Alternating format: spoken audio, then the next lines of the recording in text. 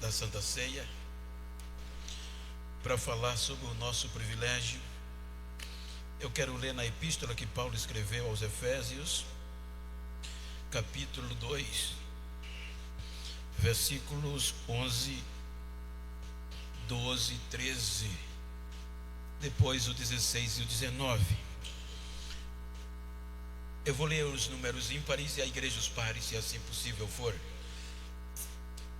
Efésios 2, 11, 12, 13, 16 e 19. Aí é o capítulo 3. Portanto, lembrai-vos de que vós no outro tempo erais gentios na carne, chamados incircuncisão, pelos que na carne se chamam circuncisão, feito pela mão dos homens. 1, 2, 3.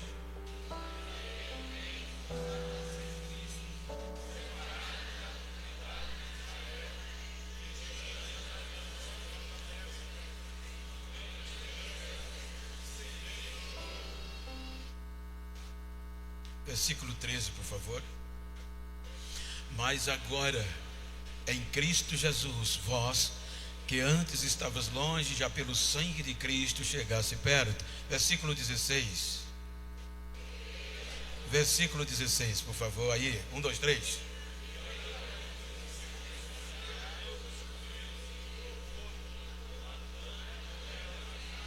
Versículo 19, todos.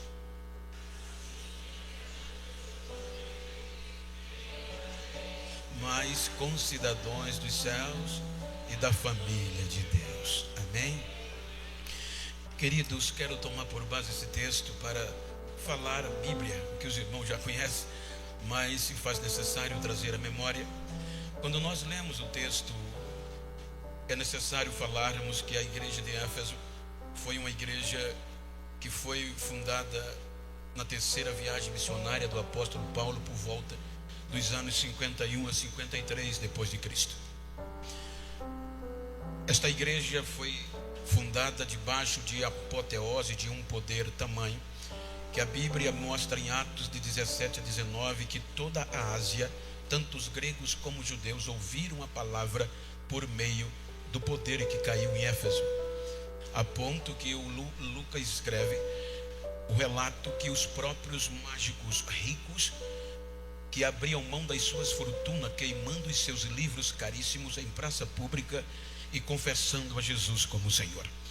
Por volta de 10 anos se passa, então o ano 62 depois de Cristo, o apóstolo Paulo, dentro de uma prisão domiciliar, com liberdade obviamente, ele escreve esta carta à igreja de Éfeso. Parece que a igreja de Éfeso tinha esquecido este poder, tinha perdido um pouco da atenção do seu privilégio. Lembre-se que Paulo, quando nós começamos a ler, ele vai mostrar aos Efésios que foi pela graça, e aqui ele vai ratificando dentro do contexto, pedindo que os irmãos lembrassem o que eles eram antes. Então, se você lê a epígrafe, ou seja, o negrito, o cabeçalho da leitura, você vai ver que ele está falando de duas salvações, de dois povos, judeus e gentios. Paulo fala de uma salvação original e de uma salvação não merecida. Quando nós analisamos o texto, é por isso que ele usa os dois princípios, pelo sangue e pela cruz. Ambos foram salvos pelo sangue e pela cruz. Quando nós analisamos o contexto, os irmãos hão de convir que a carta é muito profunda, falando de um povo que tem direito, de um povo que é filho e de um povo que é forasteiro. No contexto original do nosso vocabulário, forasteiro são aqueles que vêm de fora, são aqueles que não são da terra, são aqueles que não são da mesma descendência do mesmo pai. Então, quando Paulo fala judeus, está falando de filho. Quando ele está falando de gentios, que era o nosso caso, está falando de escravos, de estrangeiro. Ou seja, nós estávamos fora das promessas, estávamos fora das alianças, estávamos fora de tudo, vivendo no mundo sem Deus, sem paz e sem Cristo. Então me permita contextualizar o amor e o privilégio que Deus nos concedeu, como foi lido na leitura oficial. Quando nós lemos o capítulo 12 do Gênesis, os irmãos observam que Deus fez uma proposta com um cunho motivacional. Capítulo 12 do Gênesis, versículo 1, ele pede, e obviamente, sai da tua terra, da tua parentela, da casa do teu pai, e vai para uma terra que eu te mostrarei. Ponto. Então observe que Deus faz uma chamada no meio de uma geração pecadora, no meio de uma geração sem relacionamento com Deus. Então Deus agora, por meio de um homem, vai salvar um povo, vai gerar um povo espiritual que pudesse se relacionar com Ele. Porque desde o Gênesis capítulo 3, não há igreja. Se você ler da forma coletiva, não tem adoração. A única adoração íntima com Deus registrada é entre Adão e Eva. Poucas particularidades a partir daqui. Capítulo 12, agora Deus quer formar um projeto para resgatar todas as famílias da terra por meio do relacionamento com Ele. Quando nós analisamos o texto, então ele motiva Abraão, dando-lhe a promessa de um filho. Abraão crê, e Deus, quando nós vamos para o capítulo 15, versículo 13 do Gênesis, então, por favor, a Bíblia me acompanha aí, não sei se vai dar para acompanhar. Gênesis 15, versículo 13, a Bíblia diz que Deus diz a Abraão o que será deste povo. Ele diz, saiba de certo, então disse Deus a Abraão, saiba de certo que peregrina será a tua descendência em terra alheia, e será reduzida à escravidão, e será afligida por 400 anos. Então veja que antes da formação, Deus já estava dizendo o processo a Abraão. Quando nós vamos para o capítulo 46 do Gênesis, versículo 26, a Bíblia diz que Abraão agora, das suas entranhas, todas as almas que descem ao Egito, são 66 almas. Quando no versículo posterior, colocando Jacó, Manassés, Efraim e José, então todas as almas descendentes de Abraão são 70 almas. Então observem, quando nós vamos para o livro do Êxodo, já são milhares de pessoas da descendência de Abraão. Então é quando Deus vem, e Deus vem para fazer, movimentar, para tirar os judeus para ter relacionamento. A proposta era: Faraó, deixa o meu povo ir ao deserto para me adorar, mas ele não permite. Então Deus, com um braço forte, vai tirá-los do Egito. Observem que a cruz e o sangue começa aqui na história dos judeus. Você não vai ver literalmente a cruz, mas na história arqueológica você vai entender. Eu tive o privilégio, pelas vossas orações, de estudar mais de 100 horas, de 8 às 18, diante de um arqueólogo egípcio. E obviamente eu por algumas vezes entrei no Cairo, no Museu do Cairo. Então há uma estátua de Ramsés II segurando 2 chaves em formato de cruz, porque a cruz para os egípcios era a chave da liberdade, era a chave para entrar na outra vida quando perdia essa. Então a cruz era praxe para o Egito, e todos os hebreus aqui foram nascidos no Egito, e obviamente que a cultura impregnou. Quando Deus vai tirá-los do Egito, primeira coisa, o sangue. Êxodo 12, versículo 7, passar o sangue nos ombrais. Versículo 13, o sangue, vendo Deus, passa por cima. Então veja que primeiro pelo sangue e pela cruz, quando Deus tira o povo do Egito, você vai ver, o povo vai caminhando pelo um caminho. De dia, coluna de nuvem horizontal; de noite, coluna de fogo na vertical. Cruz, tudo que cruza é cruz. Quando Jacó, terminando o livro do Gênesis, vai abençoar Manassés e Efraim. Ele usa a cruz, ele cruza os braços. Quando o povo sai do Egito para a liberdade, só os judeus, eles vão pelo um caminho. Se você analisar o mapa, tem um caminho que não precisava cruzar o Mar Vermelho, mas Deus diz: Moisés, diga ao povo que volte e se acampe em Piarote Migdol, ou perto de Baal-Zefon, em frente ao mar. Então o povo cruza o mar, e cruzando passa pela cruz. Então aí está pelo sangue, pela cruz. Então agora eles vão entrar no deserto, só eles vão ser preparados para adorar.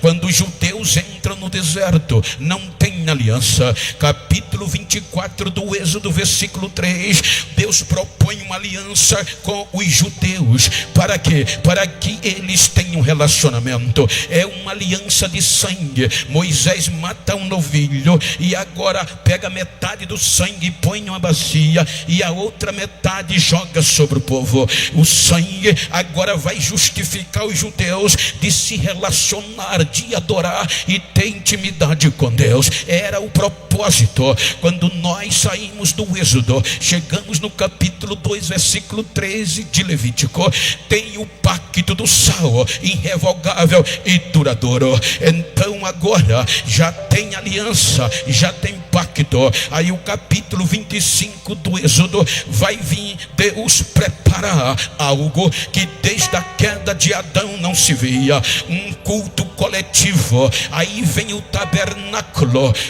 15 capítulos depois se vão, capítulo 40 do Êxodo, versículo 33, Moisés termina o tabernáculo. Versículo 34, o culto é feito e a glória de Deus desce de novo na terra.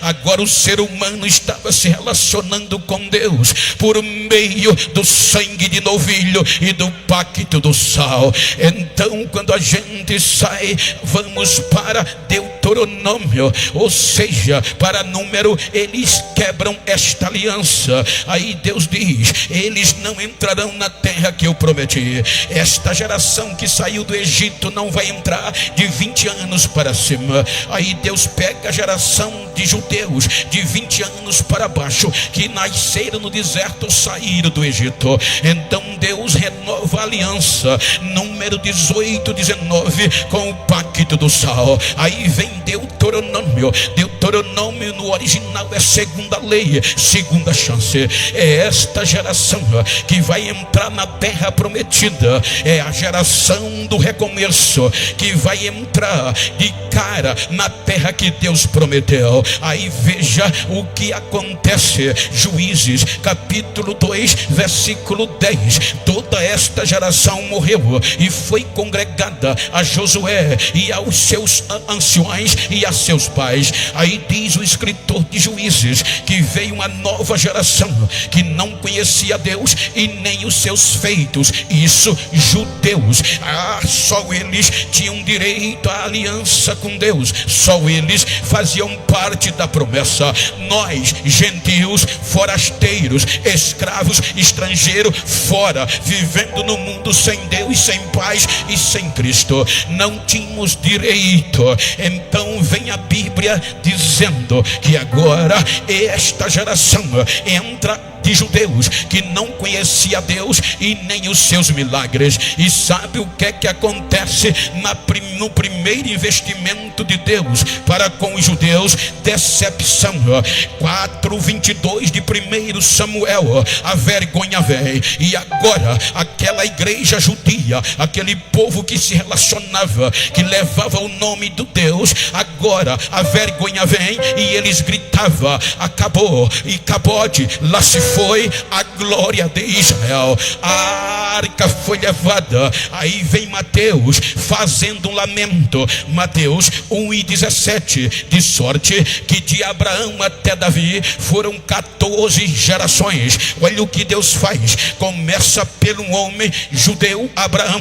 Aí Abraão, Isaac, Jacó, Jacó a Judá, Judá a Perez, Perez a Esrom, Esrom ele vem com Arão, Arão a Naasson, Naasson a Salmão, Salmão a Boaz, Boaz a Obed, Obed a Jessé. Aqui a arca vai embora. 14 gerações perde a presença de Deus. Aí Deus não desiste pelos judeus. Ele pega a geração de Davi e diz: Samuel, eu me agradei de alguém. Vai, eu não vou desistir da promessa e nem da aliança. Aí Deus pega a geração de Davi e leva a entrar no contexto. Observe o que é que acontece. 20 anos a arca esquecida. 20 anos os judeus não queriam saber da arca, com medo da arca. Agora Davi assume a responsabilidade sobre todo Israel. Quando Davi é rei sobre todo Israel, então ele diz: no meu pensamento não adianta a coroa, a capa, se a glória de Deus não tiver aqui. Aí ele diz: eu tenho que trazer a arca, eu tenho que buscar a presença de Deus. Então ele, de um jeito perfeito, traz a arca. Eu acho lindo e eu gosto de dizer isso. Quando a arca vem chegando, a maior autoridade política, a maior autoridade gestora, o rei Davi, quando a arca vai entrando em Jerusalém, só judeu tinha direito. Ele quebra protocolo, ele rasga as vestes, ele embola no chão, ele cai pela presença de Deus entrando em Jerusalém. Hoje eu quero falar sobre este privilégio que nós temos. Hoje nós temos privilégio maior do que Davi. E tem muita gente metida besta. Quando é diácono raso, roda num pé só. Quando está no meio da igreja, corre e fala em línguas estranhas. Quando pega um cargo, já entra no engessamento e não quer saber mais de Pentecoste, já está frio. Quando a glória de Deus está, filho, protocolo tem que ser quebrado. Protocolo tem que ser quebrado, porque é a glória que faz isso.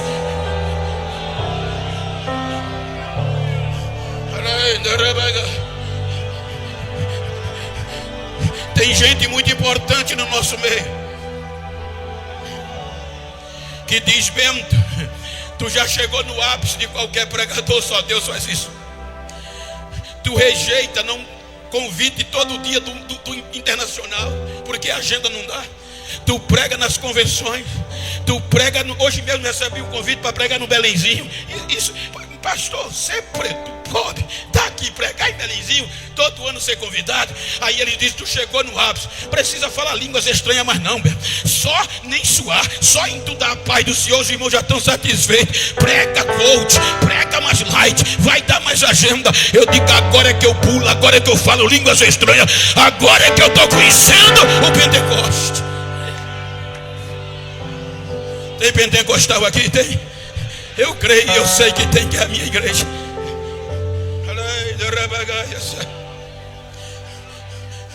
Aí Deus investe em mais 14 gerações. Vem Salomão, constrói o templo. Aí quando Salomão inaugura o templo, já não é mais um templo móvel, é fixo. Aí Deus diz que vai morar entre os seres humanos. Segundo as Crônicas 7:16. Atento, prega comigo. Segundo as Crônicas 7:16. Disse Deus que a partir daquele dia, aleluia, a partir daquele dia, os seus ouvidos estariam abertos naquele lugar e os seus olhos fixos perpetuamente. Todos os dias ele vai morar em Jerusalém. Aí agora vem a desobediência de mais 14 gerações dos judeus. E Deus investe. Aí diz Mateus: de Davi ao cativeiro, mais 14 gerações. Davi, Salomão, Roboão, Abias, Asa, Josafá, Jorão, Uzia, Jotão, Acais, vem Ezequias, Manassés, Amon e Josia. E sabe o que é que acontece? Jeremias 52, versículo 13. Dá para me acompanhar, por favor? Não, né? Jeremias 52, versículo 13. Então diz a Bíblia que Nabuzaradã, comandante do exército dos caldeus, entra em Jerusalém Jerusalém e queima a casa do Senhor. Agora a arca é levada, a arca desaparece e o único lugar de culto, de adoração, é queimado pelos caldeus. E Deus agora não vai ser mais adorado. Não tem mais orquestra, não tem mais levita de louvor, não tem mais adoração. 70 anos com a vergonha do cativeiro, 70 anos separados, porque primeiro os israelitas do norte, depois os judeus do sul, ou seja, agora estão no cativeiro, separados foram, e para voltar tem que ser unidos. 70 anos se passaram sem adorar, e um crente só passa uma semana sem adorar, já dá B.O. A Bíblia diz: 70 anos sem adoração. Eles acordam um dia em pleno cativeiro, lembrando dos cultos. Salmo 137, verso 1. E o motivo, o salmo diz: eles acordam chorando, lembrando-se de Sião, lembrando dos cultos, lembrando da glória. Junto aos rios da Babilônia, nós assentávamos e chorávamos quando nos lembrávamos de Sião. Então, lembrando de Jerusalém, lembrando dos cultos, as lágrimas caem e não dá para ficar trancado. Vão para a beira do rio e o grito de choro vem. Os soldados diziam: vai, cantem um daqueles hinos que vocês cantavam em Jerusalém. Eles diziam: não, a gente não pode cantar fora de Sião. Deus só aceita louvor de Sião. Mas eles não resistiram. Aí diz o texto posterior que eles disseram: esqueça a minha mão direita da minha esquerda, a minha língua se apegue ao céu da boca, se eu não pegar os meus instrumentos agora e louvar ao Senhor. Então, fora de Jerusalém, na Babilônia, eles vão desafiar os deuses cantando louvor. Olha como começa o Salmo 138 na sequência. Salmo 138, eles dizem, eles cantam o que? Eu te louvarei de todo o meu coração, na presença dos deuses, a ti cantarei louvores, só a ti.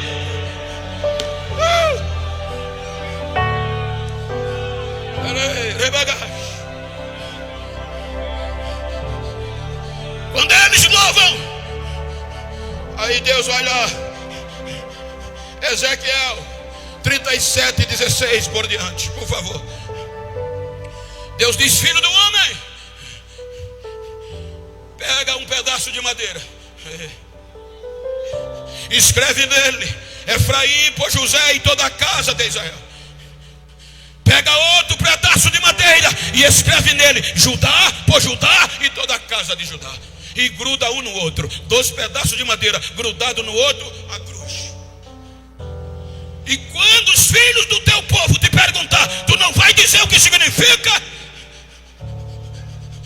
Você vai dizer a eles: assim diz o Senhor Deus, a partir de agora, tanto a vara de José como a vara de Judá vai ser uma só na minha mão.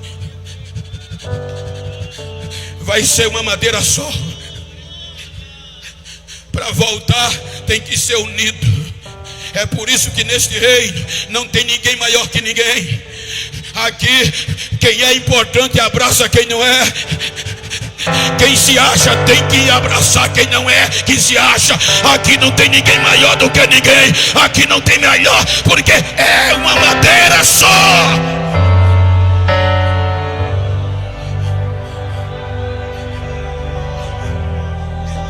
Aí Deus traz eles de volta. Deixa-me correr, me perdoe a rapidez. A cruz traz eles de volta. Aí diz Mateus, do cativeiro até Cristo, Deus acredita em mais 14 gerações de judeus. Ele diz: depois do cativeiro, Salatiel gerou Zorobabel, Zorobabel a Abiúde, Abiúde Eliaquim, Eliaquim a Azó e Azó a Zadok. Zadok gerou a Aquim, Aquim a Eliúde, Eliúde Eleazar, Eleazar a Matã, Matã gerou a Jacó e Jacó gerou a José, que foi marido de Maria. Mais 14 gerações. E nos dias de José a corrupção tomou conta de Jerusalém. Os judeus se esfriaram, não esperava mais a arca, a glória de Deus. Mas eu acho lindo que Lucas diz que no meio da frieza sempre tem remanescente. Tinha um velhinho que todo dia dizia: Senhor, não deixa eu morrer sem ver a glória do Senhor voltar para Jerusalém.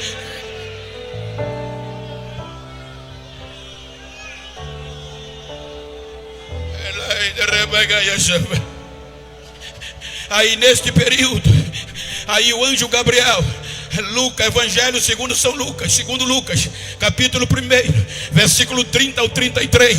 Aí o anjo Gabriel vai na região de Nazaré, Galileia, cidade de Nazaré, e o que é que ele diz? 1, 2, 3, a igreja disse-lhe, convida, disse-lhe então: Maria, por que achaste graça diante de Deus? Passa, filho, me ajuda, prega comigo. Isso. E eis que em teu ventre conceberás, e darás à luz um filho, e o chamarás seu nome Jesus. Este será grande, e será chamado Filho do Altíssimo, e o seu Deus lhe dará o trono do seu pai Davi, e o seu rei, a igreja e o seu rei.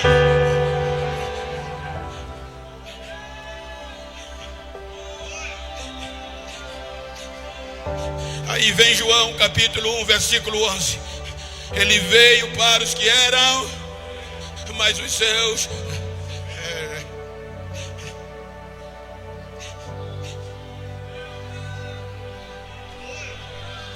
42 gerações,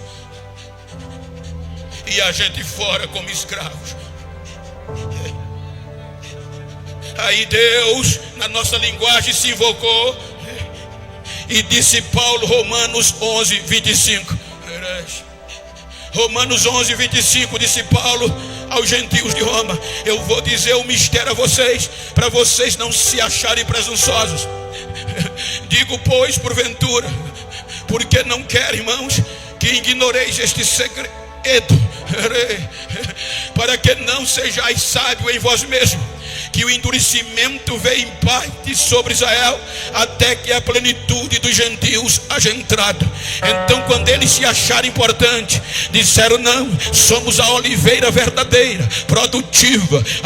Ele disse: não vai ter nunca ninguém para nos substituir. Aí agora Deus, pelo seu amor, envia Jesus. Aí eles rejeitam. Quando eles rejeitam, aí diz Paulo, Romanos 11, 17: e se alguns dos amos se quebraram, aí Deus olha para o zambujeiro, para o escravo, para o forasteiro, para o estrangeiro, que éramos nós, que não tínhamos direito. Quando Deus olha para o zambujeiro, aleluia, a natureza disse: eu não acredito que o Senhor vai fazer isso. A natureza não acreditou, e é a natureza que rege todas as coisas. Porque eu trabalhei com alguns companheiros aqui em agricultura, e o enxerto não é feito para produzir, é para reproduzir e multiplicar. E qualquer dono de lavoura, qualquer agricultor inteligente, ele jamais, se eu tenho uma árvore, ela parou de produzir por algum motivo, e eu quero aproveitar para ela voltar a reproduzir, eu vou enxertar outra árvore que tenha uma característica melhor do que ela, para enxertar nela, para ela voltar a reproduzir e multiplicar. Mas Deus não. Agora Deus quer pegar o zambujeiro. Não cresce, não dá fruto, não presta. A natureza disse: não vai dar certo. Aí Deus disse: eu vou colocar o zambujeiro, eu vou meter ciúme nos judeus, vou usar o zambujeiro e vou enxertar.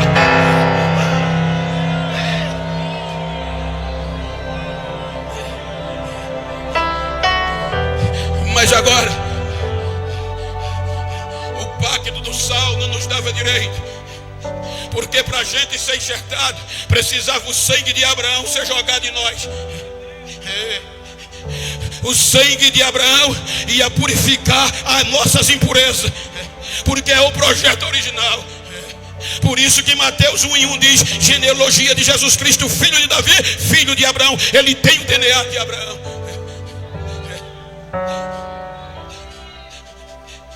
O zambujeiro nem para pegar fogo presta.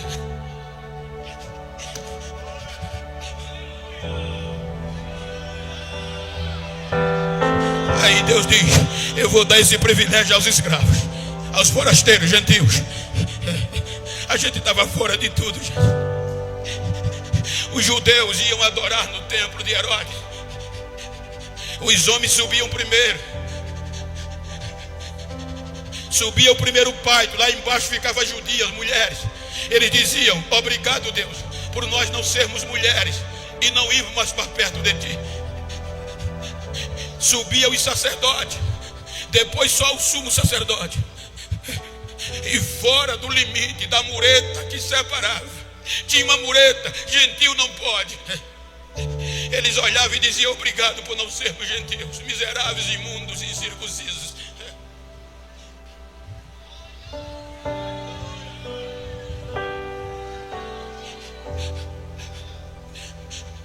Aí Deus disse: eu vou acreditar neles. Mas a cruz de Ezequiel não vai resolver. A cruz de Ezequiel exigia esclarecimento. Mas agora a cruz que precisava vir exigia coisas maiores. Exigia a nossa adoção de filhos. E sem a cruz e seu sangue, nós não poderíamos sermos adotados. Só para você sentir a emoção, Romanos 8, 31 e 32. Explica-me isso, por favor. Romanos 8. Dele, 1, 2, 3.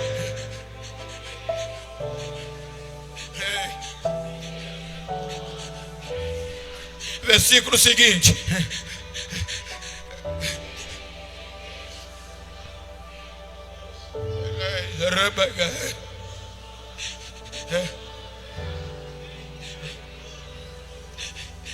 Quando a natureza disse: eu já analisei tudo e não tem como fazê-lo. Que amor é esse? Ele entregou seu próprio filho, que veio para os judeus para nos dar o direito de adoção.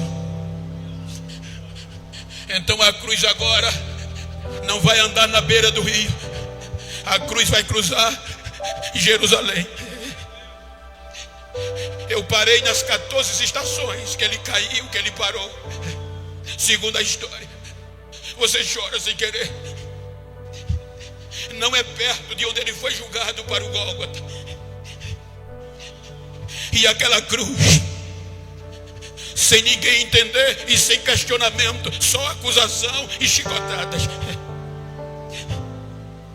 Diga para quem está ao seu lado: você custou caro. Ainda vai pensar em desistir?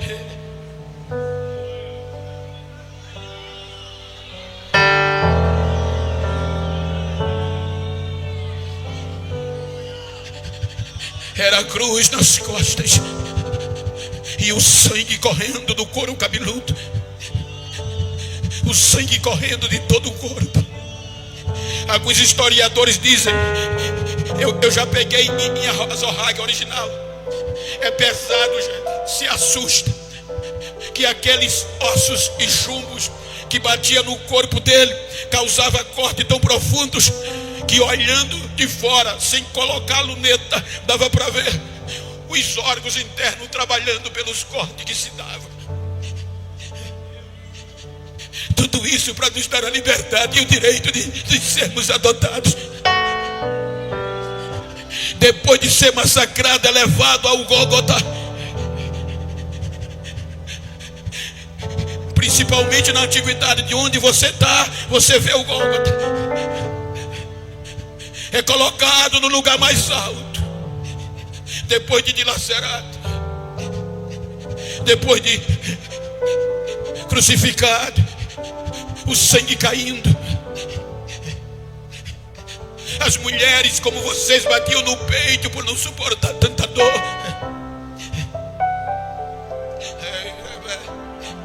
E uma voz do alto da cruz dizendo: Pai, perdoa-lhes.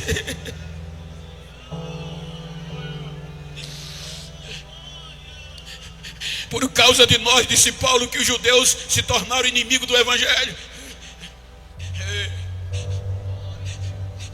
No Antigo Testamento, 49 anos, no 50º ano, 50 anos, era o ano do jubileu.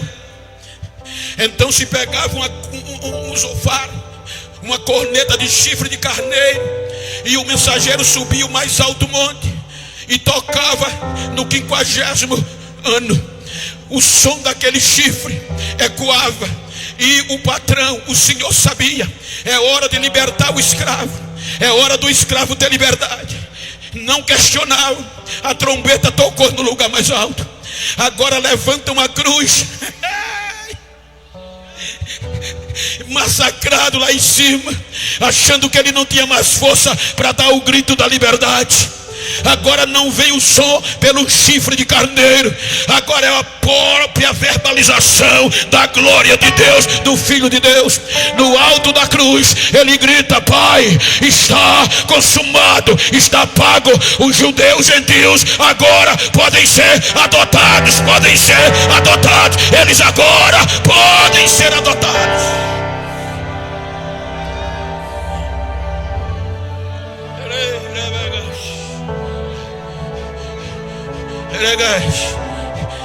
Sepulta-o. Terceiro dia. Não vamos cear sem falar na ressurreição, né? Terceiro dia, o desespero bate. Eu acho lindo que os anjos dizem: mulheres, por que vocês procuram entre os mortos aquele que já está vivo? Diga para quem está ao seu lado: não importa como você chegou nessa ceia, levante a cabeça. Diga: pode ter chegado só o bagaço, levante a cabeça, ele está vivo.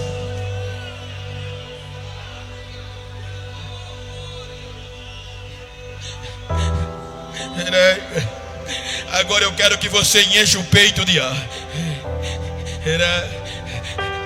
Entramos como forasteiro, entramos como estrangeiro e entramos como escravos. Aí depois daqui, aí Paulo escreve o texto que nós lemos, e vamos reler para concluir. Por favor, Efésios 2, 11 a 19. Leiam comigo e vão pregando e sentindo o privilégio que nós temos. Paulo lembrando a nós gentios de paralelo. Portanto, vida, gente, vida. Vocês sabem ler. Portanto, a gente era gentios na carne, chamados imundos, pelo que na carne se chamam purificados, feito pela mão dos homens, os judeus, que naquele tempo, separados da comunidade de Israel, não tendo esperança e sem Deus no mundo. Agora enche o peito. Mas agora, passa, filho, passa, por favor. Mas agora, vós, já pelo sangue de Cristo, porque Ele, e pode passar normal, porque Ele, o qual de ambos os povos, e derrubando a parede da separação que estava no meio, na sua carne desfez a inimizade, isto é, a lei dos mandamentos, que consistia em ordenança, para criar em si mesmo dos dois povos um só homem, fazendo a paz, e pela cruz reconciliar ambos com Deus em um só corpo, matando com ela as inimizades. E vindo, evangelizou a paz aos que estavam longe e aos que estavam perto. E agora, porque por Ele ambos temos acesso ao Pai. Assim que nem forasteiro,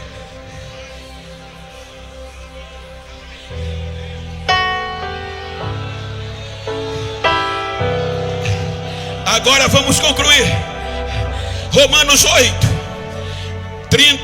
8, 14 a 18. Mas leia. Isso é você e eu, somos nós.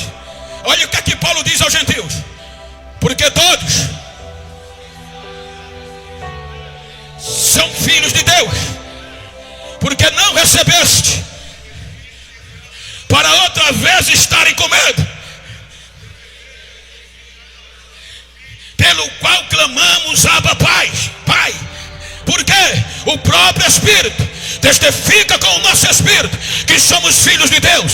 E se somos filhos de Deus, somos logo herdeiros também, verdadeiramente herdeiro de Deus e co-herdeiro de Cristo. Se é certo que com Ele padecemos, para que também com Ele sejamos glorificados. Porque tenho para mim, que as aflições desse tempo presente não hão de se comparar com a glória que há de vir. Então bate no peito aí com todo direito. Bate com força. Olha para quem está ao teu lado e diga que você quer ou não, eu não sou mais escravo, eu sou filho, eu sou herdeiro. E vim celebrar a ceia.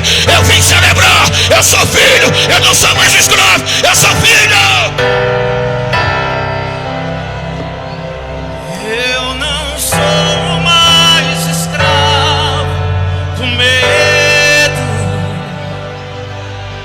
Eu sou filho de Deus. Eu não sou mais escravo do medo.